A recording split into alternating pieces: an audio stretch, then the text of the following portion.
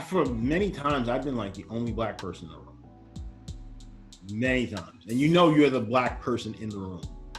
And I've had sometimes a showrunner turn to me and expect me to be the black voice. The voice of all blackness. Which is like it depends. I've seen some people that felt comfortable being in that role. I don't feel comfortable being in that role. I feel like I'm a writer on a staff and we should all understand the world that we're telling, or why are we telling this world?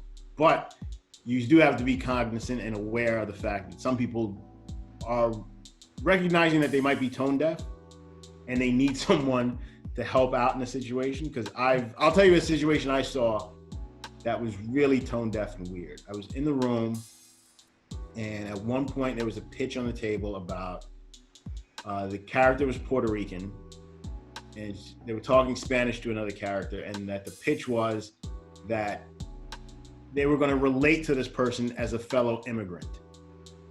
And what that meant is the struggle of being an immigrant and not being from this country and what that means and what it matters.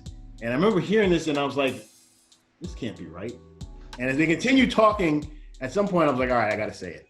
Puerto Ricans are not immigrants. They are American citizens. That is so embarrassing. They're born in America and they get their citizenship upon birth. They are not. That's crazy.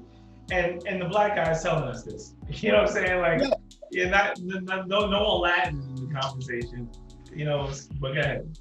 But it then puts you in a space to realize, yeah, you do need to put people in rooms that are people of color, because those mistakes happen. I remember somebody telling me this, their girlfriend worked on Orange is the New Black, and they were on set, and the characters were making tamales, but the characters are Puerto Rican. And the actress is Puerto Rican, and she said, what is this? And she said, you're making your food. And she's like, we don't eat tamales, we're not Mexican. If anything, we'd be making mofongo, we wouldn't do this. And the other Latin actresses thanked her because they said, we just didn't feel like we could say anything. Wow. Because we would consider it difficult if we did. So there is a certain amount of tone deafness that has to be addressed. So if you don't think you want to be the person putting up that cape of I'm the person of color, I think you should embrace it, because it's probably necessary.